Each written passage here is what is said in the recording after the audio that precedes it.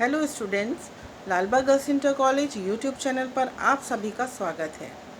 मैं Mrs Gregory आज आपके सामने फिर से प्रस्तुत हूँ क्लास 9th के लिए हिंदी सब्जेक्ट को लेकर। पहले ही मैंने आपको मैथिली शरण गुप्त 5वां पाठ उनकी पंचवटी के पद्यांश को पढ़ाया है। तो आइए हम देखते हैं आगे के पद्यांशों पर एक नज़र।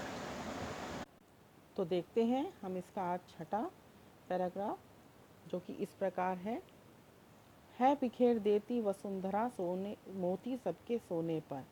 यहाँ पर लक्ष्मण जी के माध्यम से प्रकृति के सौंदर्य का वर्णन यहाँ पर कवि ने मैथिली शरण गुप्त जी ने किया है।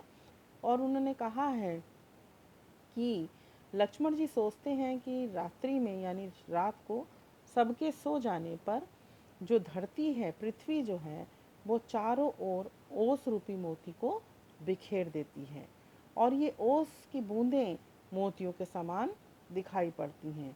इसीलिए ऐसा लगता है मानो धरती ने अपनी झोली से मोतियों को बिखेर दिया है। रवि बटोर लेता है उनको सदा सवेरा होने पर। यहाँ पे कहा गया है कि धरती जो है वो मोतियों को, ओस रूपी मोतियों को बिखेर देती है, लेकिन जैसे ही रात गुजर जाती है और सुबह होती है तो सूरज उगता है और सूरज की जो किरणें हैं उनके कारण वो जो ओस रूपी मोती हैं वो उड़ जाती हैं भाप बनकर।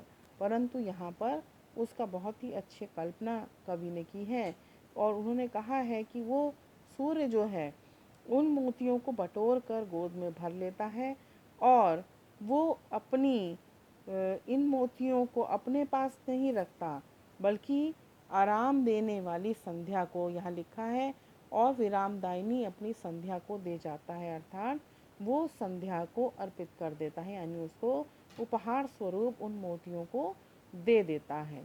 मानो सूर्य आराम करने के बदले उनको मोतियों को सौंप देता है संध्या को।